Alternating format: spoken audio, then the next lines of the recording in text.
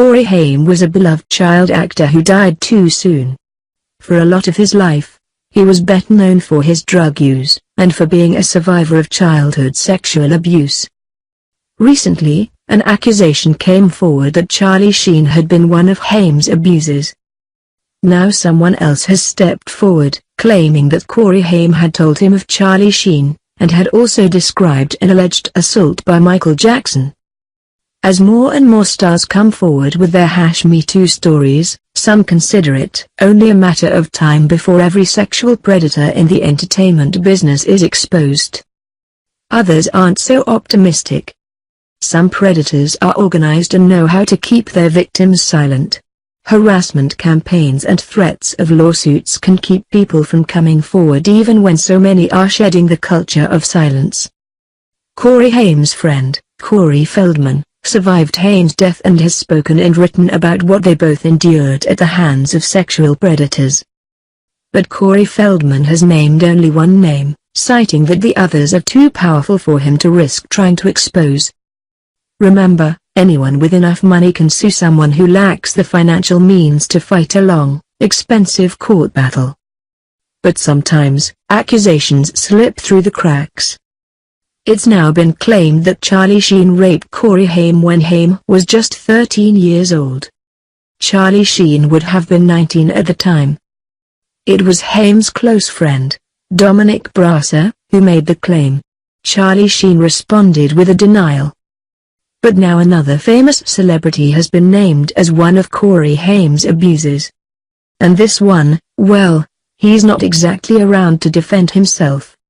Radar Online reports that film producer Ed Meyer has come forward with allegations that he says Corey Haim made in 2008, before his tragic death. Corey said, "I have a problem with Michael Jackson and with Charlie Sheen." Well, that could mean a lot. "I was assaulted by these guys, and a few others." Note that Meyer says that Haim didn't call it sexual assault. That can be hard to say, especially for survivors and especially for male survivors. Meyer explains why he didn't press for details or more names. "I didn't feel it was appropriate to say, who are the other people? That sounds best." He didn't use the word sexual in either case. It was just, "I was assaulted by these guys and a few others." It was also clear Sheen turned him onto drugs. That was 100% clear. We don't know what Haim said to make that so clear to Meyer. He sounded like he was calling Charlie a pimp. That's not what it sounded like to us, but maybe you had to be there? Critics have been quick to point out that coming forward with a dead man's alleged accusation against another dead man isn't exactly a bold move. And skeptics have found it suspect that Meyer just happens to name a man who's already been accused, and a controversial man who isn't alive to respond. Michael Jackson is also a complicated person to accuse because, well, he's dead. Accusing an active predator who's living the good life is one thing. Some argue that accusing someone who's dead doesn't really help anyone. Oh, if somebody wants to take down a statue or rename a street, bringing up someone's troubled history is totally valid.